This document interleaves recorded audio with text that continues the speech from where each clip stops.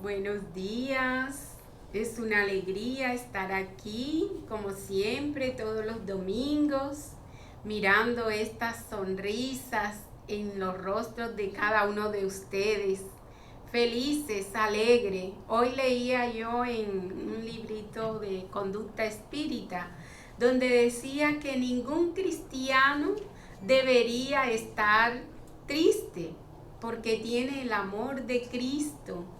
Entonces nosotros siempre debemos estar alegres, ¿verdad? Y buscando hoy esa luz que nos trae la doctrina espírita, ese consuelo en nuestros corazones, debemos estar más felices todavía.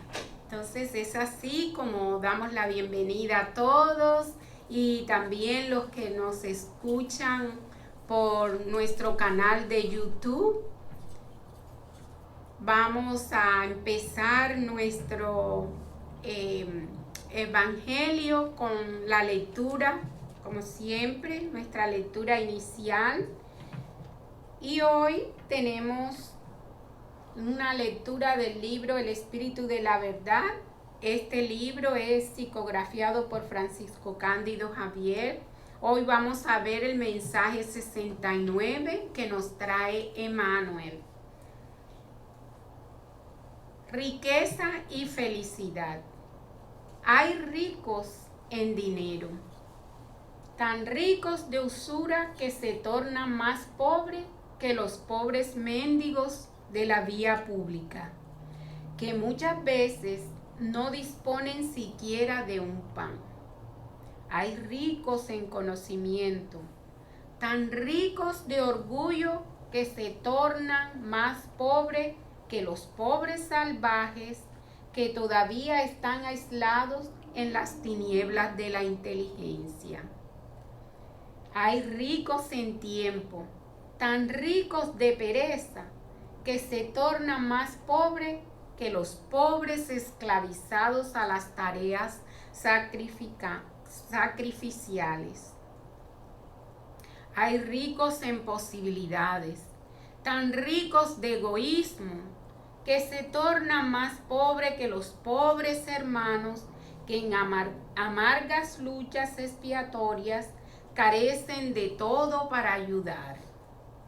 Hay ricos en afecto, tan ricos de celos, que se tornan más pobres que los pobres compañeros en pruebas difíciles, relegados a la soledad. Ten en cuenta, entonces, que todos somos ricos en algo en relación con el suplemento divino de la divina bondad. Y si invirtieras los talentos que la vida te confía en la misión de hacer más felices a quienes te rodean, llegará el momento en que te encontrarás más rico que todos los ricos de la tierra, porque habrás atesorado en tu corazón la eterna felicidad que fluye del amor de Dios. Bueno, con esta bella lectura que nos trae Manuel, vamos a disponernos para hacer nuestra oración inicial, sentándonos cómodamente. Tomamos una respiración profunda, elevándonos con el pensamiento hacia lo alto, buscando la figura luminosa de Jesús en este momento, pidiendo su presencia, así como Él nos dijo que donde más de 2 o 3 estén reunidos en su nombre, ahí Él estaría. Y tú estás aquí, Señor. Agradecemos infinitamente ese amor divino, ese amor de ese Padre. Agradecemos a ti, hermano mayor, y agradecemos a todo el plano espiritual superior, a los guías, a los trabajadores de esta casa, encarnados y desencarnados, por permitirnos estar hoy aquí. Y así vamos a agradecer por este nuevo día, porque en este momento nuestros espíritus amigos nos ayuden para nosotros estar dispuestos, receptivos a escuchar este evangelio y que nos haga sentir tu presencia, Señor, haciéndonos entenderlo, meditarlo, comprenderlo y ponerlo en práctica. Llenos de tu amor, pedimos tu bendición para todos nuestros familiares, amigos, todos aquellos que tengamos en mente que necesitan de tu amor. Que tú, con tu divina bondad, tu misericordia, los envuelva en este momento, dándoles esperanza, aumentando la fe de todos nosotros. Ayúdanos para que tu amor reine en nuestros corazones. Pedimos también tu bendición para nuestro hermano Eliseo, que en la mañana de hoy nos va a traer tu palabra, que seas tú el que dirija sus reflexiones, poniendo en su boca la palabra que cada uno de nosotros necesitamos. Gracias una vez más, Señor. Gracias por permitirnos esta doctrina, por estar aquí.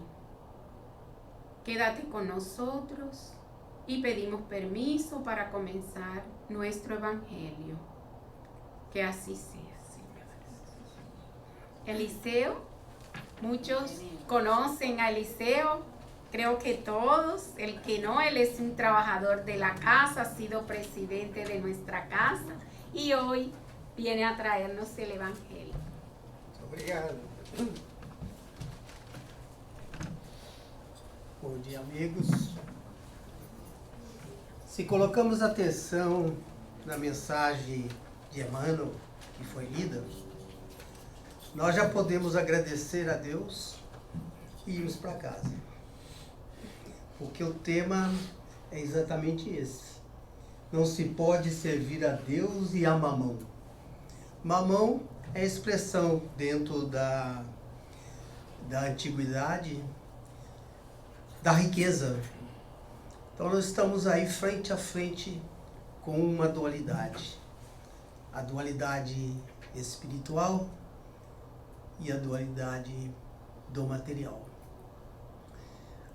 A essência de nossas vidas, quando começamos a ler e estudar as reflexões de Kardec, os ensinamentos que os Espíritos trazem, é revelado que existe Deus, o princípio material e o princípio espiritual. Dando aí ou trazendo para nós essa primeira visão da criação divina, nos colocando frente a frente com a dualidade da existência. O princípio material, que representa todas as reverberações do pensamento, do sentimento, se traduz na matéria, nas coisas que os nossos sentidos conseguem detectar. E o princípio espiritual representa a atribuição inteligente, que governa tudo, desde a formação celular, a constituição física e ao próprio exercício da atividade de vida existencial de cada um de nós outros. Quando nós pensamos, a ciência já detecta que nós criamos formas de pensamento. Já é dentro da teoria quântica, da neurolinguística, a detectar que o pensamento tem forma, é matéria, porque somente se exerce a ação de pensar através da explicação que os Espíritos dão, de que há uma ação inteligente do ser que usam os fluidos cósmicos universal, uma matéria da criação divina, que é o princípio material, e ele traduz isso numa ação. Quando pensamos, realmente emitimos, mandamos energias. Quando nós agimos, está imbuído toda essa ação do princípio material e do princípio inteligente. A ação tão nossa, na essência maior que somos, porque nós não somos o que estamos vendo na matéria. Não. Se nós fecharmos os olhos, nós encontramos, mesmo com a certa inconsciência, com nós mesmos. Quando olhamos no espelho, vimos uma imagem e muitas vezes não nos identificamos com aquilo que vimos. Porque a essência do ser está no campo espiritual e não no campo material.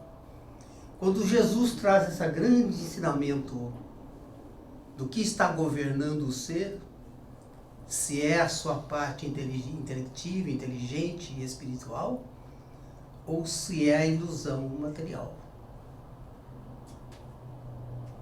Um dos primeiros filósofos que vai trazer essa reflexão do assunto de hoje é René Descartes.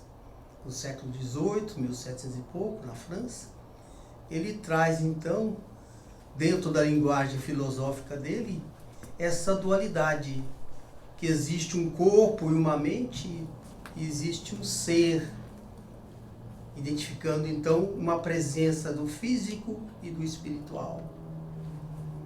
Na sua linguagem matemática, ele cria os cartesianos, onde você pode identificar uma variável comparada à outra.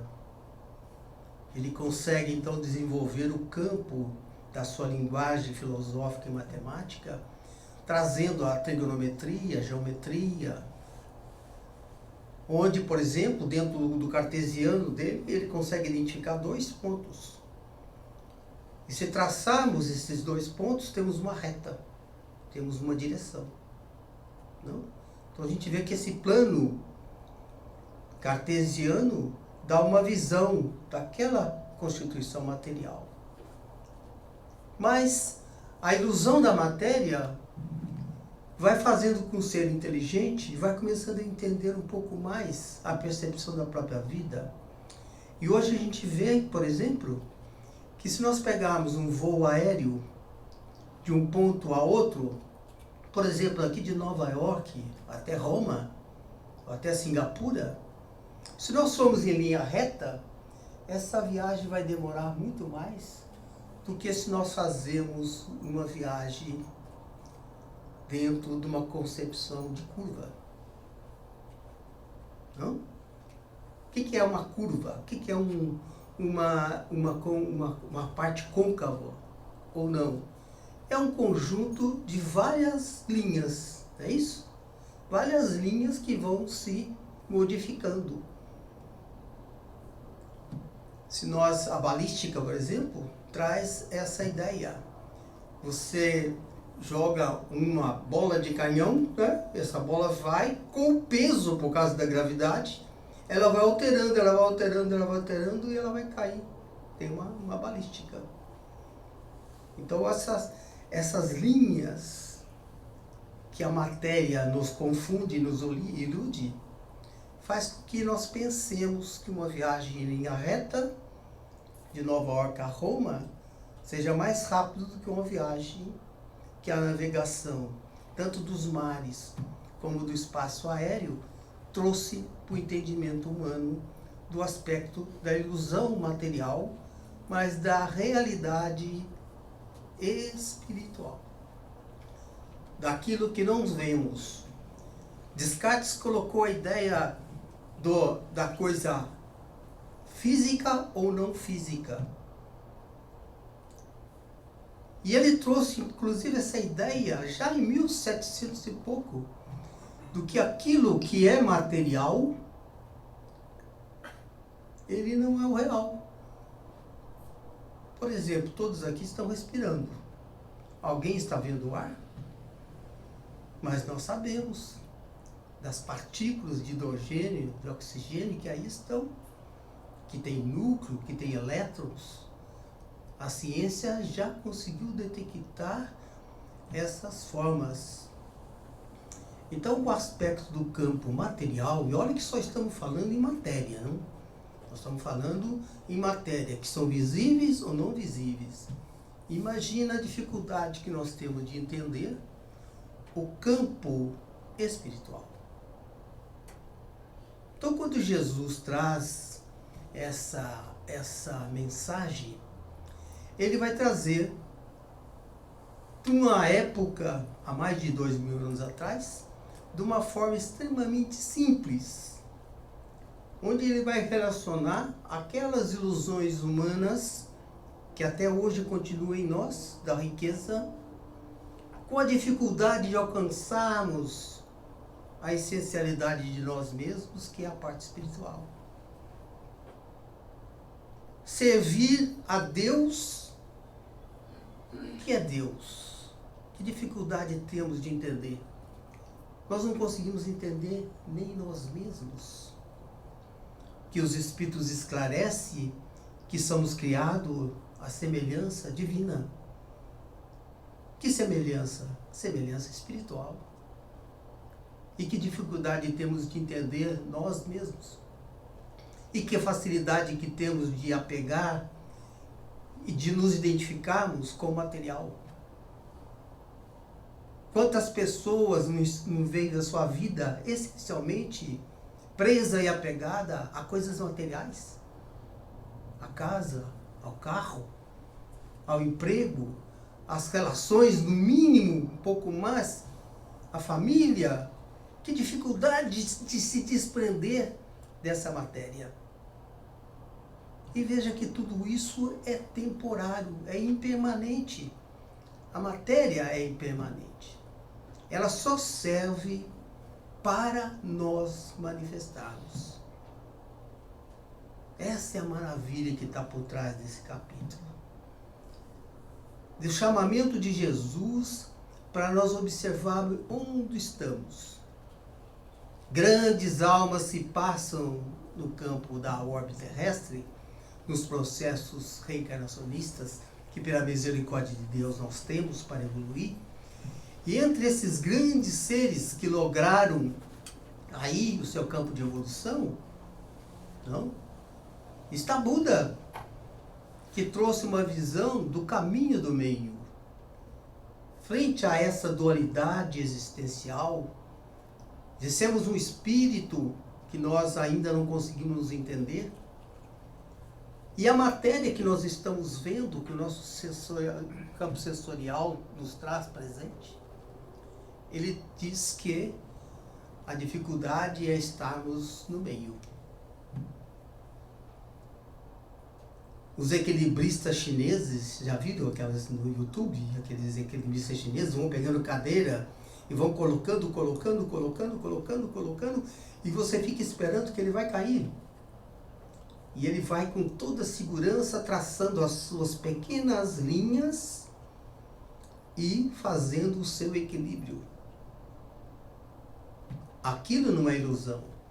Esse é um processo existencial da aquisição espiritual do ser.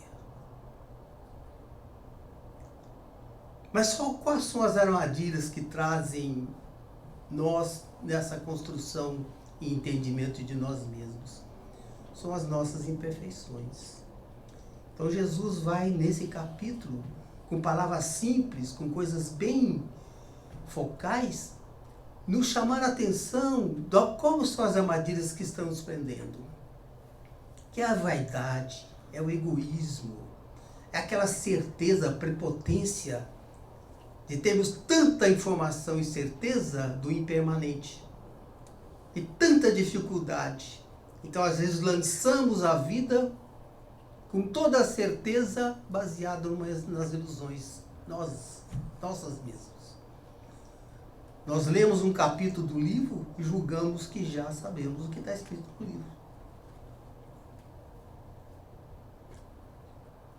Não se pode, então, Jesus nos chama nesse capítulo, queremos sermos esses seres espirituais, se ainda estamos gravitando, presos, atrelados a níveis tão degradantes do próprio ser. Vamos ler o item 1 desse capítulo, que é, o Cris tem que me ajudar porque está aí em Lucas. Ninguém pode servir a dois senhores, porque ou odiará a um e amará ao outro, ou se afeiçoará a um e desprezará o outro. Não podeis servir simultaneamente a Deus e a Mamon. Então, essa dualidade que traz o divino, a matéria, como a matéria, é a primeira ideia e está dentro desse contexto que nós buscamos em Descartes, o campo filosófico, onde está atrelado as nossas ideias e as nossas experiências. Dê uma parada, dê uma pensada naquilo que está prendendo nós em nossos sentimentos hoje. O que importa? O que verdadeiramente importa? E nós vamos encontrar sempre uma ansiedade, uma expectativa. Tanto é que a ansiedade, o estresse, são as doenças da moda, né? São os tempos nossos. Porque quanto mais avançamos no conhecimento, nós temos dificuldade de termos discernimento sobre isso. Se der tempo, nós vamos fazer uma reflexão de Emmanuel, que ele traz numa página maravilhosa que nós lemos essa semana no nosso Evangelho em espanhol, sobre isso. Porque o que é conhecimento e o discernimento? Como nós nos confundimos dentro disso daí? E por que aparecem essas nossas imperfeições que o nosso Evangelho está chamando a atenção?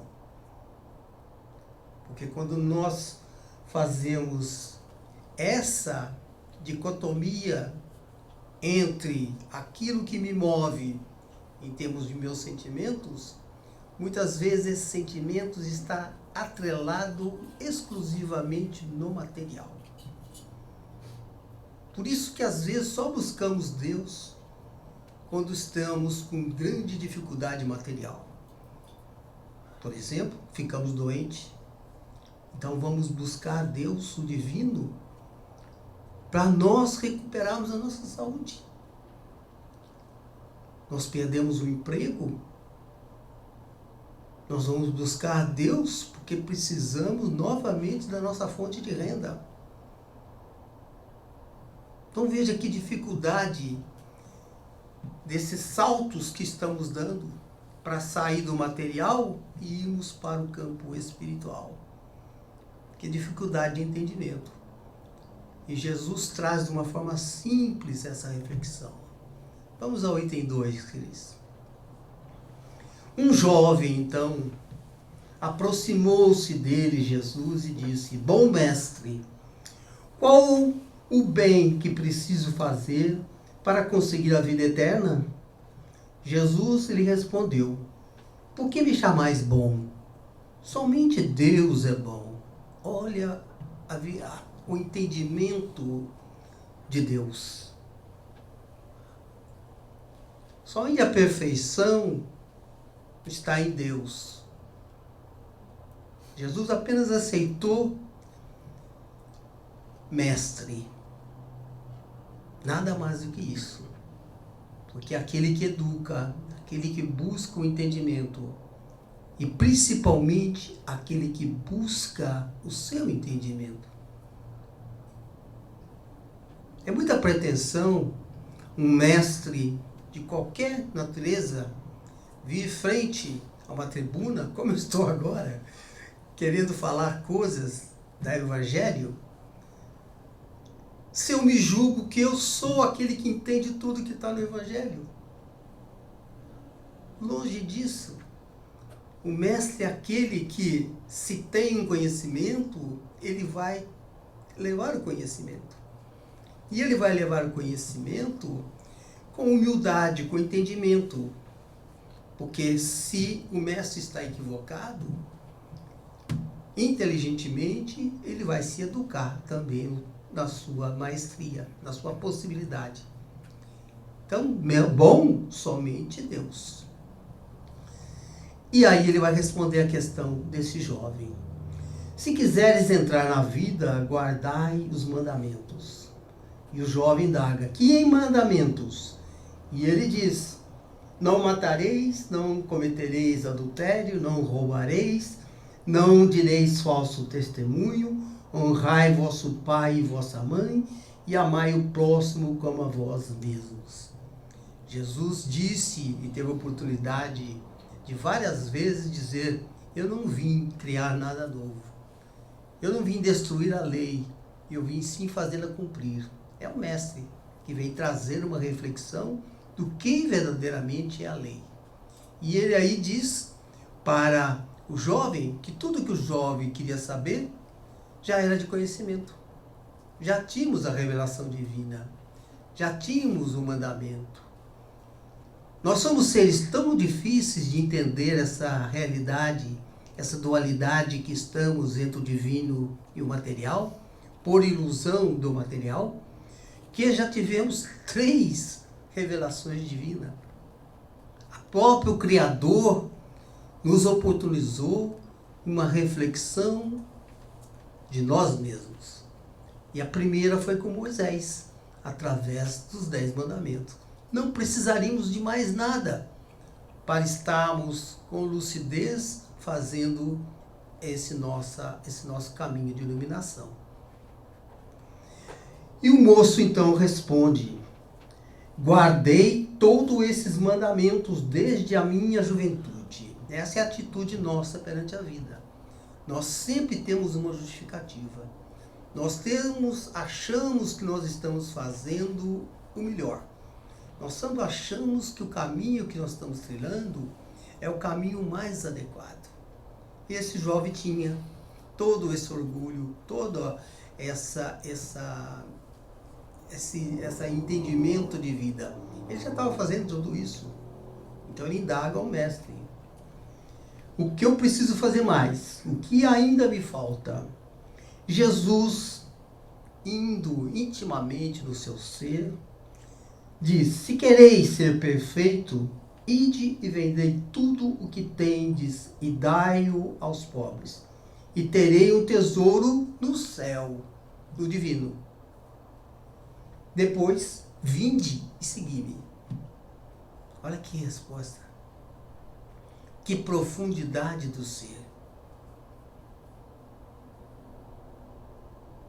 Uma vez, um discípulo perguntou ao mestre o que ele precisava para ser feliz. Como encontrar a felicidade? O mestre pensou e disse para ele, você deve querer tudo aquilo que você já tem. Você será feliz. Olha que resposta maravilhosa. Porque nós damos conta da nossa falta, da nossa carência, mas não damos conta da nossa abundância, daquilo que nós temos. E a vida, e os espíritos, e toda a divindade vive nos advertindo que às vezes nós não temos coisas para não dificultar ainda mais nossa situação.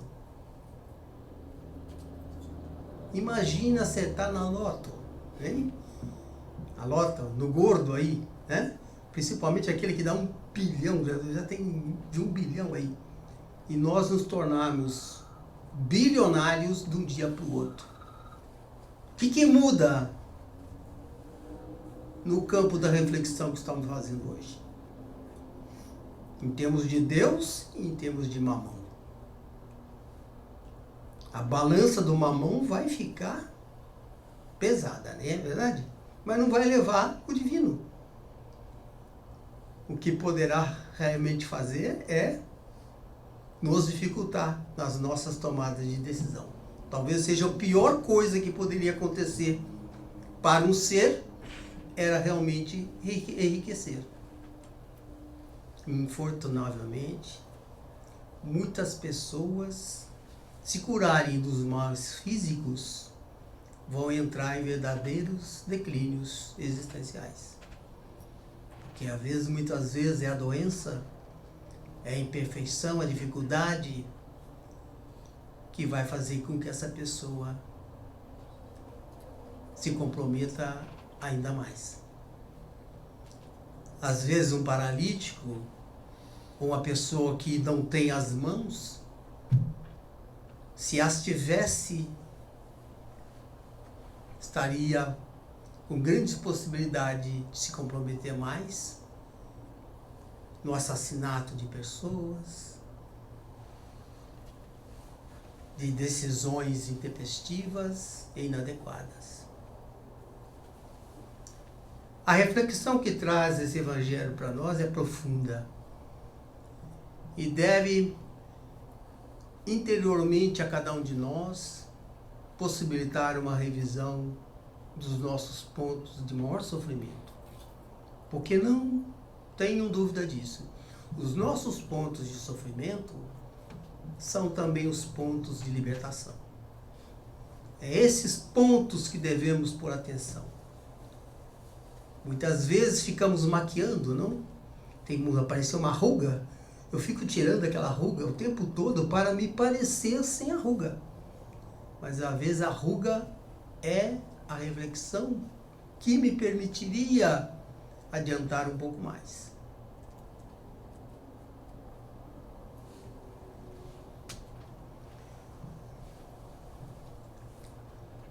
O moço lhe respondeu: guardei todos esses mandamentos desde a minha juventude. Olha novamente a prepotência do ser. O que ainda me falta? Jesus lhe disse: se quiseres ser perfeito, ide vendei tudo que tendes e dai aos pobres, e terei um tesouro no céu. Depois vinde e segui-me. Esse jovem, ouvindo essas palavras, foi-se embora muito triste, decepcionado, porque possuía muito bens. Jesus disse aos seus discípulos: em verdade vos digo que é muito difícil que um rico entre no reino dos céus. Digo-vos mais ainda, e mais uma vez, é mais fácil um camelo passar pelo fundo de uma agulha do que um rico entrar no reino dos céus. Isso está tanto em Mateus, como em Lucas, como em Marcos. Então, marcante que é isso. Onde está o ponto focal, então? O ponto focal está na incompreensão que temos verdadeiramente do nosso mundo íntimo e espiritual. E tentarmos sempre trazermos a reflexão para o campo material. Então Jesus está dizendo aí, é difícil quando você vai passar no fundo de uma agulha, um cabo. Né? Camelo pode ser um cabo, naquela época se traduzia com um cabo, um cordão. Se é maior do que o orifício da agulha, não vai passar.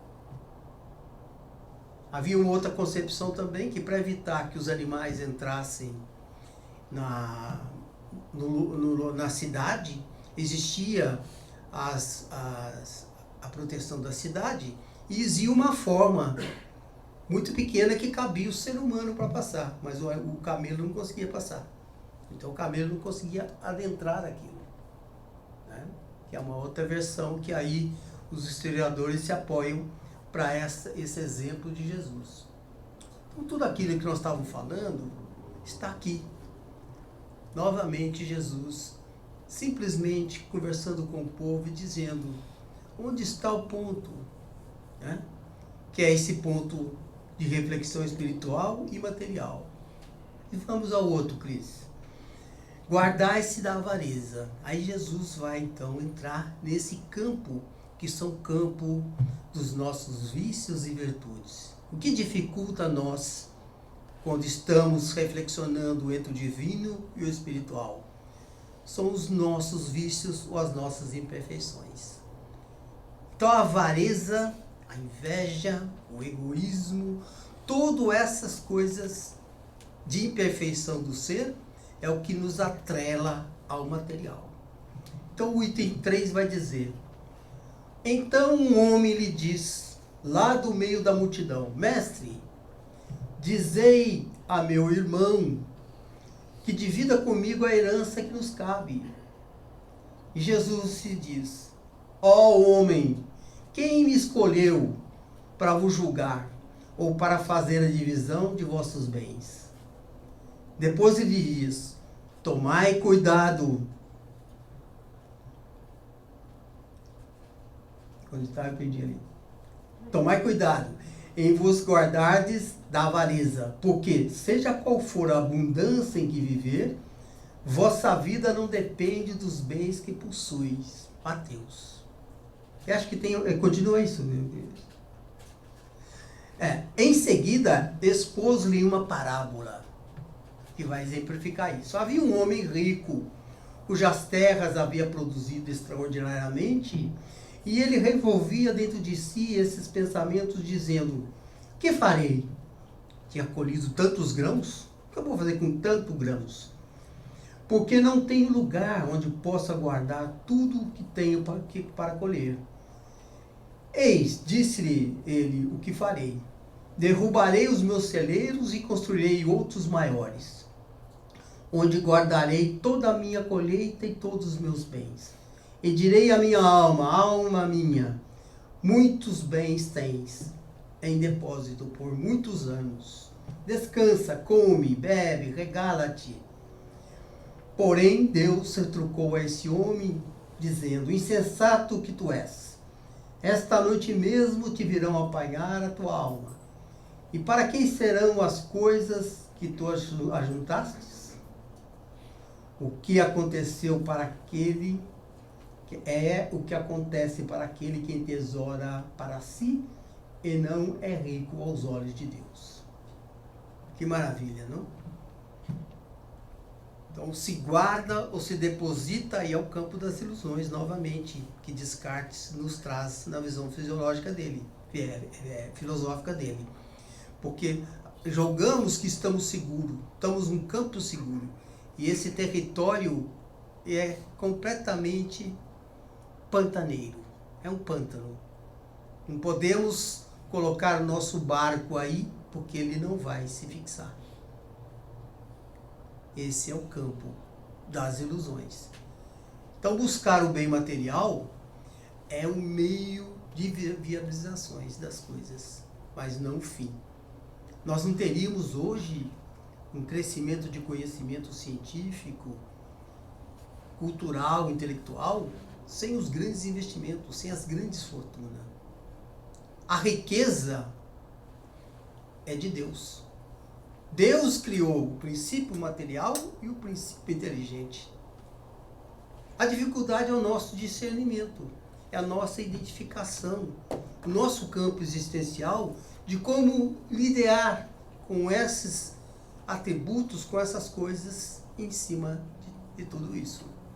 Nós somos tão difíceis de entender isso, que às vezes temos grande abundância e desperdiçamos. Somos perdulários. Como perdulário da riqueza material, nós estamos perdulários também dos nossos dons. Existe a teoria, a parábola dos talentos, que vai trazer isso, essa reflexão. As pessoas que têm tanta capacidade, tanta abundância em certas coisas e não conseguem fazer isso. Não? Jesus chama atenção e traz no bojo do seu ensinamento a lei do amor, que deveria ser a riqueza maior de todos nós. a capacidade que todos nós temos, indistintamente das nossas diferenças, de amar. No sentido profundo de amar. Relembrando aquela história de que o princípio inteligente, individuado que somos nós, quando nós pensamos, nós regimentamos fluido cósmico universal e criamos formas de pensamento, pensar no bem já é uma forma de amar. Mas é muito mais fácil para nós pensarmos no mal. Não? O que seria a Netflix se ela só fizesse produção do bem? Não? Difícil. Porque ela faz aquilo lá para nós, que queremos consumir exatamente o contrário. Então aí está a dificuldade. E por que nós estamos nessas situações? Porque a avareza, a inveja, todo tipo de imperfeição cria dificuldade para nós. Que tipo de dificuldade que pode criar? Primeira delas, materiais. Se eu vivo o dia inteiro com um pensamento negativo, de revolta, de vingança, quem é o primeiro ser que é influenciado em todas essas energias negativas? Eu. Então, o meu campo mental, minha casa mental está doente, está dificultando tudo. Hoje a ciência já consegue identificar que grande parte dos nossos males físicos deve a nosso campo mental. Não é verdade? Porque nós criamos isso. Nós criamos essas doenças. Nós interferimos em todo o sistema. E como somos deuses, que Jesus nos disse, porque tudo que for Jesus e tudo que é Jesus, Jesus afirmou para nós que nós podemos fazer mais do que Ele. Nós podemos ser mais que Jesus, imagina. Que dificuldade para nós e onde nós estamos. Por causa desse campo. Então é profundo esse ensinamento de Jesus, que não se pode, então, servir um Senhor e outro ao mesmo tempo. Nós já temos conhecimento, já temos experiência existencial que nos dá segurança para nós tomarmos uma decisão melhor nas nossas opções de vida no campo existencial. E a avareza, então, como ele está dizendo aqui nessa parábola, é um dos campos. Esse homem rico, que tinha tanta abundância de grãos, ele resolveu esse problema dele, porque virou um problema, ter mais abundância, ser mais rico.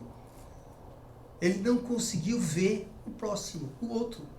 Por isso que vivemos numa sociedade com abundância de alimentos, com tantos miseráveis e passando fome.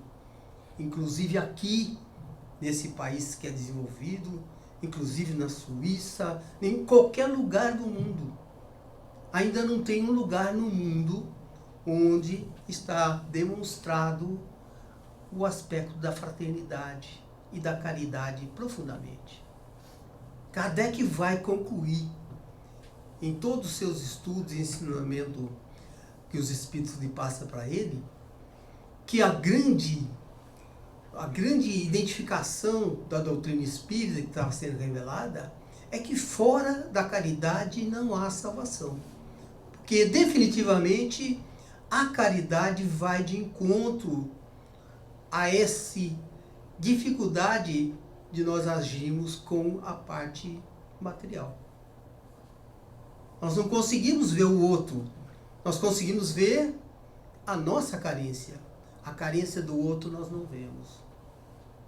Dentro do nosso próprio lar, com as pessoas queridas, nós não conseguimos ver a carência e a necessidade do outro.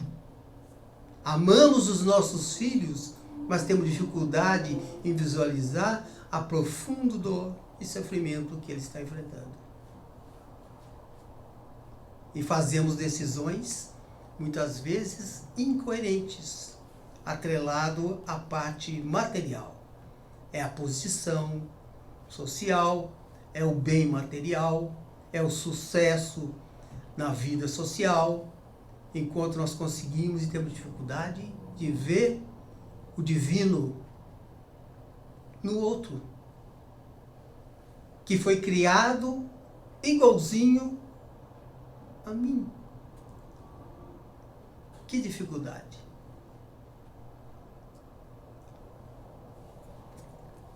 Vamos em frente. Jesus em casa de Zaqueu. Outra lição que Kardec selecionou. Kardec tinha uma sintonia tão grande com os espíritos que estava ditando, que ele conseguia ter essa genialidade de reunir certas coisas para que nós, ao longo do tempo, toda vez que estudamos, encontramos coisas novas, né? E essa é uma delas muito interessante. Vamos ver. Jesus, tendo entrado em Jericó, uma cidade, atravessou-a e havia um homem chamado Zaqueu, chefe dos publicanos, uma classe social muito importante, muito rica, não? Muito rico, que desejando ver Jesus para conhecê-lo, não conseguia por causa da multidão, porque ele era muito baixo. Foi por essa razão que correu adiante e subiu em um sicômoro, que é uma árvore, essas árvores grandes, tipo seringueiras, para vê-lo, porque ele devia passar por ali. Chegando Jesus àquele lugar, levantou os olhos para o alto e, tendo visto, lhe disse: Zaqueu, tratai logo de descer, porque devo hospedar-me hoje em vossa casa. Zaqueu desceu logo e recebeu-o com alegria. Todos os que assistiram a isso murmuraram, dizendo: ele vai hospedar-se em casa de um homem de má vida. Olha que como está aí o tema que nós estamos discutindo. O tema do julgamento do outro. O tema da busca da luta do espiritual com o material. Porque Zaqueu, esse homem importante, rico, ele estava preparado, ele já estava em busca de Jesus. Ele não era aquele rico que estava nos prazeres da vida. Ele estava na condição social dele, mas já estava na busca. Ele já estava na insatisfação que ele encontrava na ilusão material. Ele já estava na busca do divino. Por isso que ele estava aí.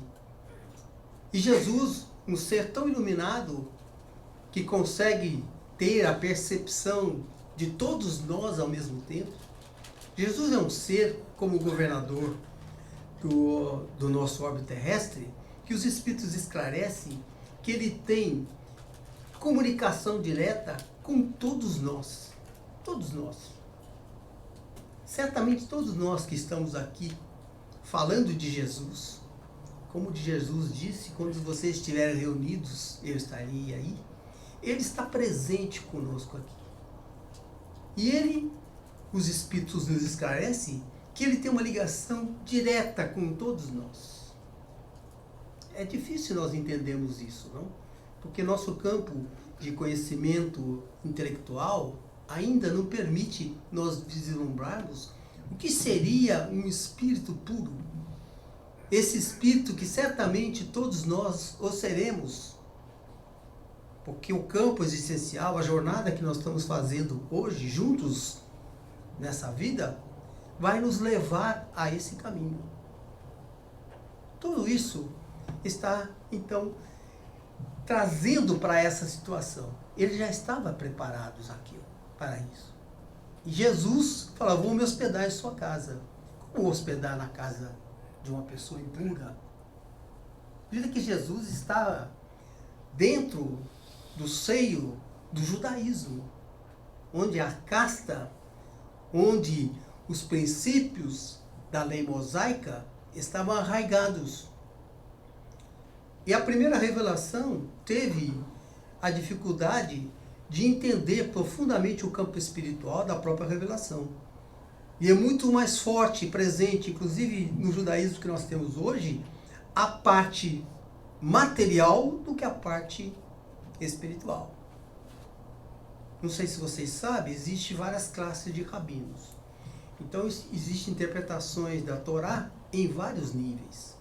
E tem alguns que fazem a interpretação social, e depois uma interpretação mais espiritual. Mas existe uma classe de rabinos que são extremamente espiritualizados e que estuda o judaísmo numa visão extremamente elevada, que é o que está concorrendo para a própria absorção da própria doutrina espírita dentro de todas as religiões e também do judaísmo, através desses caminhos. Mas nós estamos gravitando nessa situação aqui. Quando estamos observando o campo existencial das nossas vidas, estamos exercendo a ação das nossas imperfeições e virtudes. Então, às vezes, é muito mais fácil para nós vermos o mal do que vemos as coisas importantes que estão acontecendo. Todos ali frente a Jesus passando, mesmo assim estavam criticando. Não é verdade? Então essa é uma advertência que esse tema do Evangelho nos traz para nós policiarmos a nós mesmos. Porque muitas vezes nós estamos buscando a religião, nós estamos buscando o entendimento, estamos estudando, mas estamos deixando continuar em nós esses campos de vícios e de dificuldade. Esses campos de inveja, de cobiça, de prepotência, de tudo isso, de todo esse caminho que esse capítulo está nos dizendo. Não se pode servir a dois senhores. Nós temos que, uma vez que entendemos esse campo espiritual nosso, nós então lutarmos para isso. Mas continuando, vem. Entretanto, Zaqueu, apresentando-se diante do Senhor, lhe disse: Senhor, dou a metade dos meus bens aos pobres.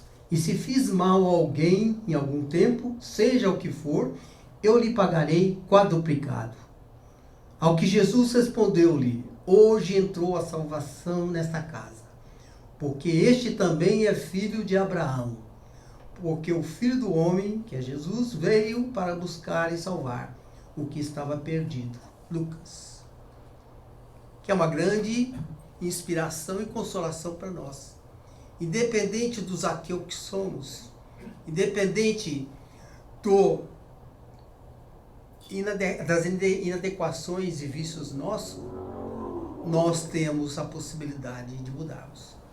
E esse é o convite que faz Jesus e que faz a doutrina espírita para todos nós, que é a possibilidade de nós, com o nosso intelecto, com o nosso sentimento, com a nossa reflexão, partimos para a ação transformadora em nossas vidas, buscando lutar a luta real, que é a luta conosco mesmo, o enfrentamento das nossas imperfeições e na liberação.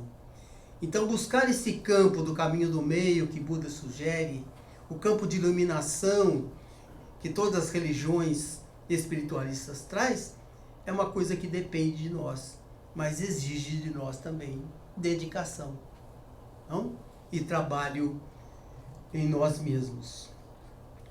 E para terminar aí, tem o campo 5, que é: havia um homem muito rico que se vestia de púrpura e de linho, e que todos os dias se banqueteava esplendidamente. Havia também um pobre mendigo chamado Lázaro, deitado à sua porta, todo coberto de chagas, que desejava poder fartar-se das migalhas que caíram da mesa do rico. Mas ninguém las dava, e os cães vinham lamber-lhe as feridas. Ora, aconteceu morrer esse mendigo, e foi levado pelos anjos ao seio de Abraão. O rico também morreu e foi sepultado no inferno. Enquanto estava nos tormentos, levantou os olhos e viu ao longe Abraão e Lázaro no seu seio.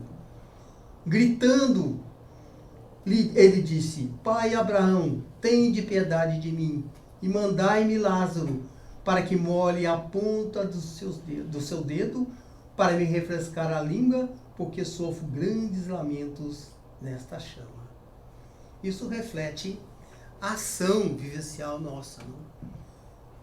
Que nós às vezes temos dificuldade em verificar a dor do outro, temos dificuldade em termos compaixão com a dor do outro, temos julgamento de coisas que não nos cabem, temos dificuldade então de usar o campo existencial nosso para a nossa ação de crescimento espiritual. E às vezes nos afundamos por causa dos nossos vícios e julgamentos das coisas. Abraão então respondeu a ele: meu filho, lembrai-vos que recebeste os vossos bens em vossa vida, e de que Lázaro não teve senão males. Por isso está ele agora consolado e vós em tormento. E além disso, há entre nós e vós um grande abismo, de modo que os que quisessem passar daqui para vós não poderiam, nem os daí passam para cá. Então essa visão do inferno e do paraíso é bem interessante. E Jesus usa nessa palavra para sensibilizar as pessoas, não? De que é o inferno e o paraíso, para chamar atenção, para ver se desperta. Às vezes nós somos despertados, não? Quando dá um tornado, um trovão, nós despertamos, vem aí uma tempestade. E às vezes podemos nos agasalhar, fechar a casa, tomarmos alguma coisa. Então, o inferno e o paraíso aí serve para isso. Disse-lhe o rico: pois eu vos suplico, pai Abraão, que o mandeis à casa de meu pai, pois tenho 5 irmãos, para que lhes deis testemunho dessas coisas, de modo que venham também para este lugar de tormentos. Abraão lhe replicou: eles têm lá já Moisés e os profetas, que os ouçam.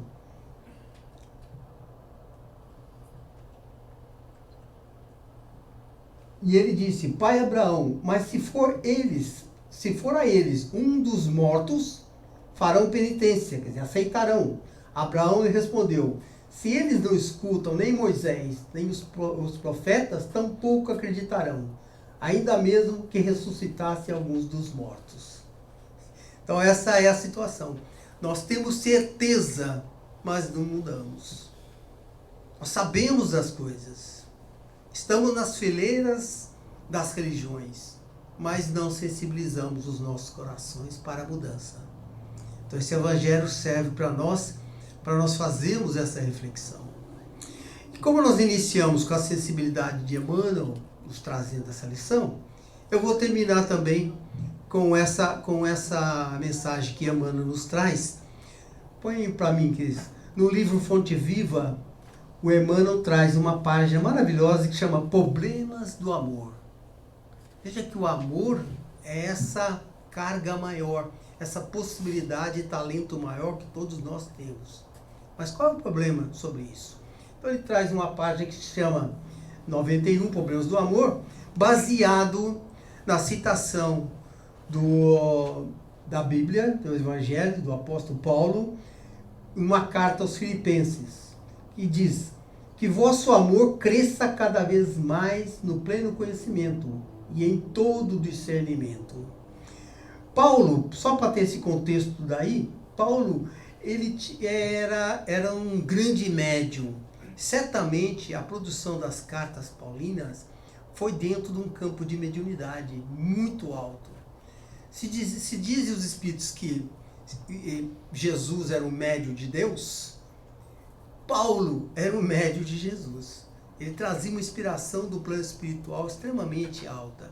E nesse campo específico, ele estava tentando passar informações para os filipenses, que estavam criando a igreja, e eles estavam envolvidos nesse tema que nós estamos discutindo hoje, que é o problema de estar fazendo o exercício da religião, mas e o problema monetário?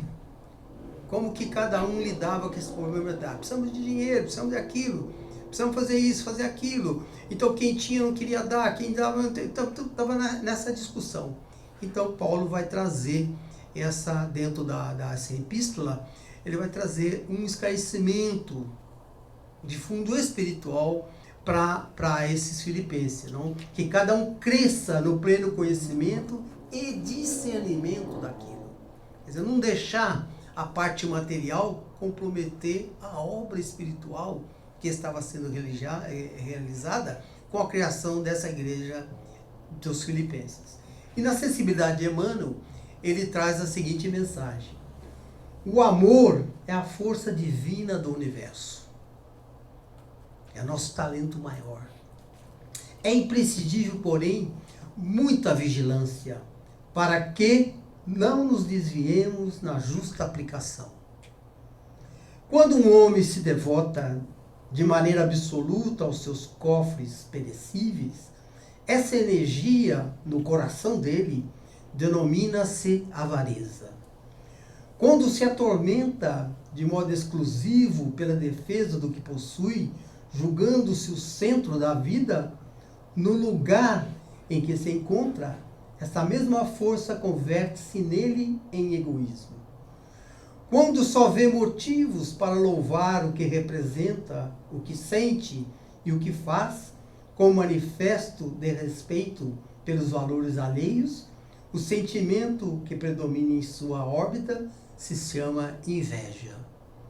E ele poderia continuar aí, tecendo todos os outros campos de vícios nossos. Mas ele parou por aí. A avareza, o egoísmo e a inveja. E continua. Paulo, escrevendo à amorosa comunidade filipense, formula indicação de elevado alcance. Assegura que o amor deve crescer cada vez mais no conhecimento e no discernimento, a fim de que o aprendiz possa aprovar as coisas que são excelentes, o que realmente é eficaz. Instruamo-nos, pois, para conhecer, eduquemo-nos para discernir. Cultura intelectual e aprimoramento moral são imperativos da vida, possibilitando-nos a manifestação do amor no império da sublimação que nos aproxima de Deus.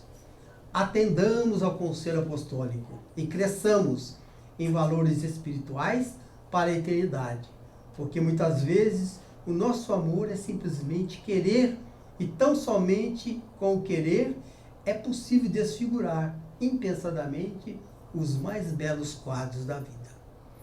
Então veja que a sensibilidade de Emmanuel fecha esse tema para nós, que tudo está à nossa disposição. E a profunda reflexão no campo existencial de cada um de nós vai fazer com que nós consigamos realmente crescer no entendimento e no discernimento da nossa vida. Aquilo que nós estamos passando. Foquemos nas nossas dificuldades, nas nossas carências, nos nossos males. Aí está o germe, a semente que nós devemos cultivar para termos uma visão desse divino. Não é resolver o aspecto material, é crescer no campo espiritual. Aí que estão os nossos campos de libertação. Depende de nós. Nós temos todas as ferramentas. Nós somos como um ser, hoje está muito em moda as luzes LED, né? As nossas células são luzes LEDs. No campo existencial estão escondidos todos os interruptores para nós ligarmos as lâmpadas. Então nós temos que, na nossa vivência, ir ligando. Um dia seremos esse ser luminoso que potencialmente todos nós somos. Muita paz a todos. Aqui. Então vamos fazer a nossa prece, à luz do nosso Evangelho, com esses fluidos e ajudas amorosas dos Espíritos que nos assistem nesse momento, que nos acompanharam durante todo esse tempo, trazendo reflexões, lembranças, nossos campos existenciais.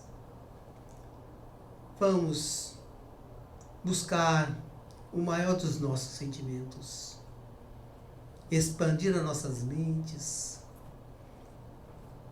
sentindo os amigos espirituais que nos acompanham e entrelaçando os nossos corações, estabelecendo assim uma corrente de paz, de serenidade, que possa favorecer nesse momento a absorção de nossos espíritos, a internalização desses ensinamentos em nós mesmos, despertando assim em nós, empoderando-nos e nos dando discernimento para as ações felizes em nossas vidas, na busca de nós mesmos, na oportunidade fraternal e caritativa de nossa ação existencial.